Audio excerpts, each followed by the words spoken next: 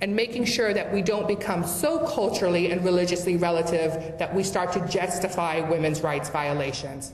And this is something that I find often in the field, is we go into two extremes. One extreme is we know everything, we enter countries and we start telling the local women what they need to do. The other extreme is we start justifying everything by saying, this is what the religion, this is what the culture, this is what the tribal customs say. There are concepts of universal rights, and they're concepts that through dialogue and through debates, we as a global community can agree on and must agree on so that we are able to identify with the violations that happen with women across the world. Fourth, a lot of money for Iraq and Afghanistan went into women's issues. Of course, it's a fraction of the costs that went into military, but recognizing that there was still a lot of money that was invested when it went into women's issues, both in Iraq and Afghanistan, and very little impact as a result. And one of the lessons that must be learned is that the bricks and mortars approach simply doesn't work. Often I would find a lot of money being invested into building beautiful women's centers filled with sewing machines, which kills me because you flood the market with tailors who do not find jobs. And computer, which also kills me. Sometimes it's necessary, but often a lot of these areas the women are illiterate, so these fancy computers aren't useful. And at the same time, very little investment for women in terms of human capacity, in terms of functional literacy, in terms of them being able to really be part of the larger political system, particularly in terms of promoting programs that will focus in on protecting women through the rule of law. So while we're building these really fancy women's centers, we're also forgetting that women aren't part of the political system, and they're not where they need to be, which is at the negotiating table. The best example of this is ensuring women have an active role in the peace loya jirga in Afghanistan. This is where real change will happen.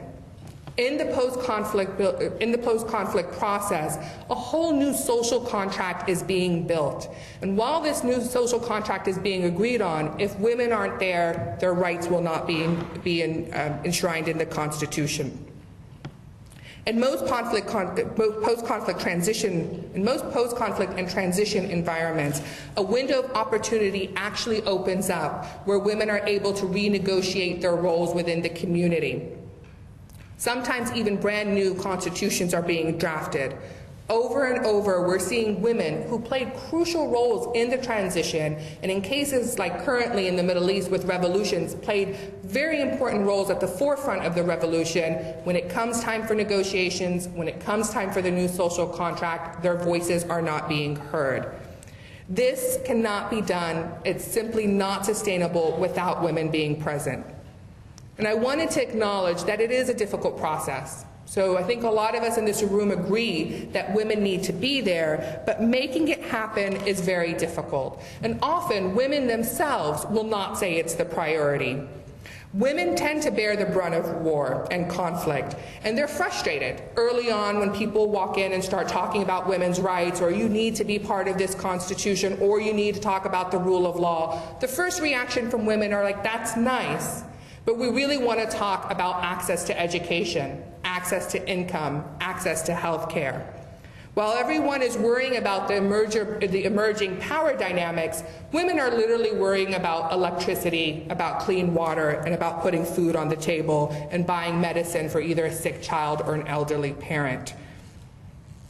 They're worried about the security on the streets of where their children play. And so sometimes it's difficult to be saying that we need women to be at the negotiating table when women themselves are saying we need to survive, we need to live day to day. And it's coming back to the lessons learned for the international community. It's a role that we are responsible to play, which is to work in a parallel approach, where we're able to help women address their day-to-day needs, but also build in avenues of participation so women don't miss that window of opportunity. Because when it closes, and trying to do any type of constitutional reform is very difficult after the process of negotiation is over. I often hear people, and this comes again from the women themselves and from male leaders within communities, who will say to me, we can't address women's issues now.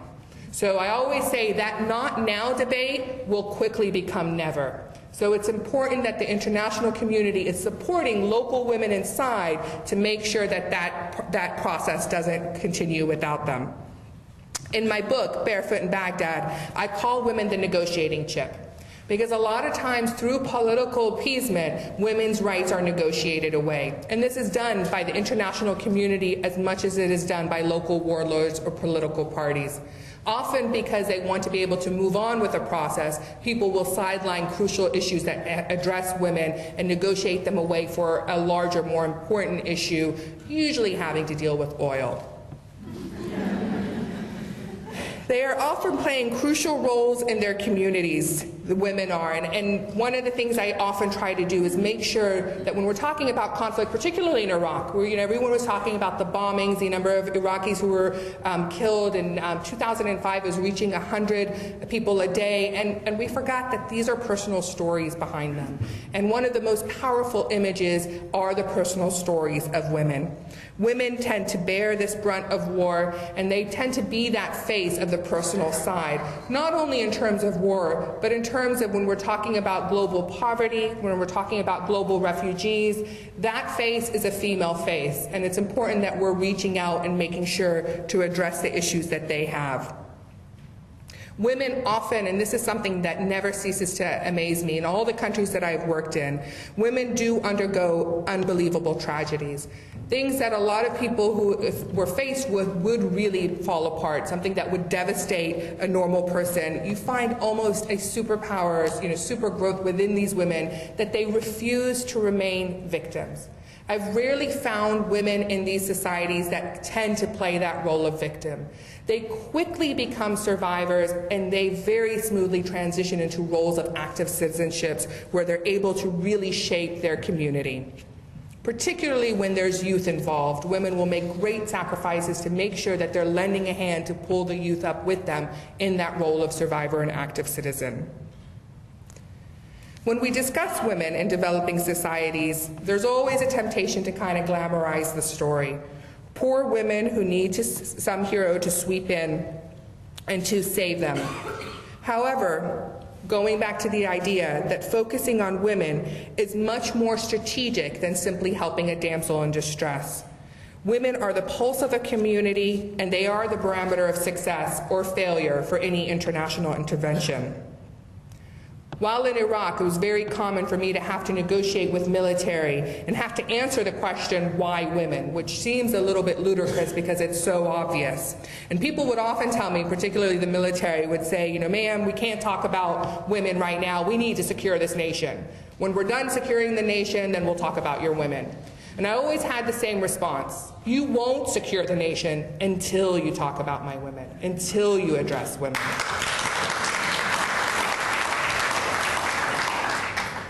And according to the organization Inclusive Security, there are several strategic reasons why women should be included, many of which we know, but I feel is important to emphasize.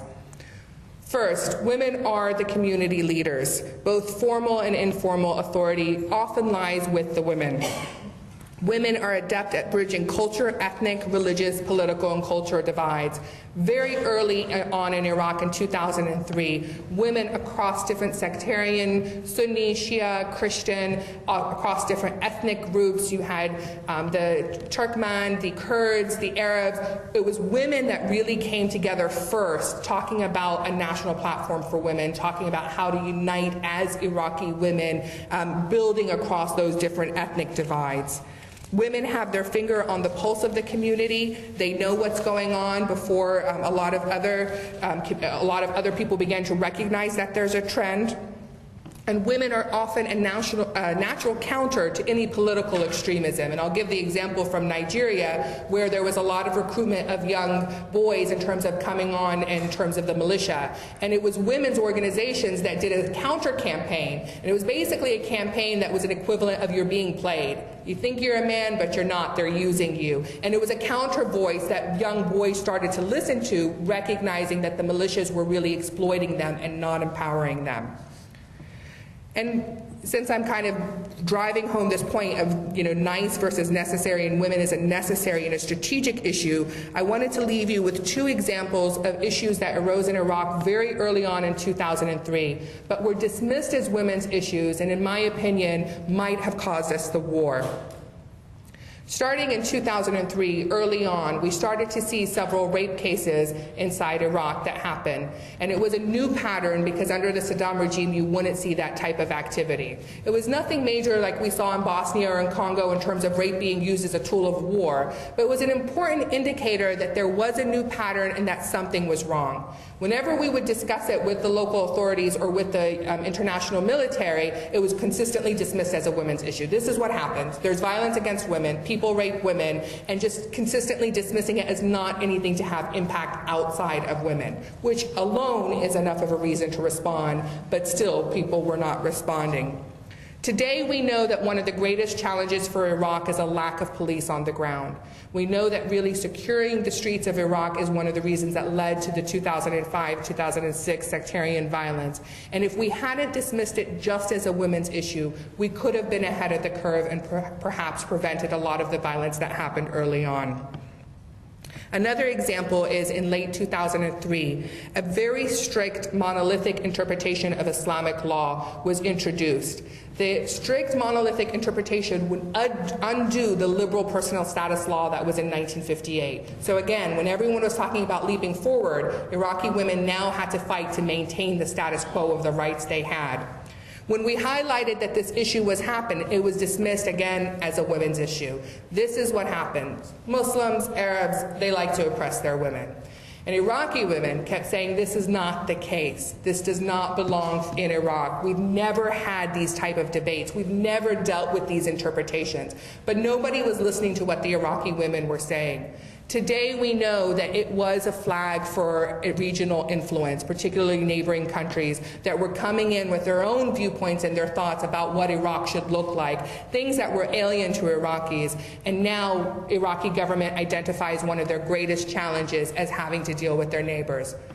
Once more, if we had paid attention to what was happening with the women, we would have caught important trends that might have cost us the war in Iraq and cost the Iraqi community a lot of suffering. I focused on Iraq because of my own personal involvement in the country. But I would be remiss to point out that the lessons learned don't only apply to Iraq, but are something that really address universal issues. With attention shifting towards Afghanistan, it is even more important that the international community truly understand the impact of the intervention inside Iraq, particularly in terms that we helped and in some ways hurt the women's movement, in order to start a new, fresh, and hopefully more powerful chapter in international foreign policy. Thank you.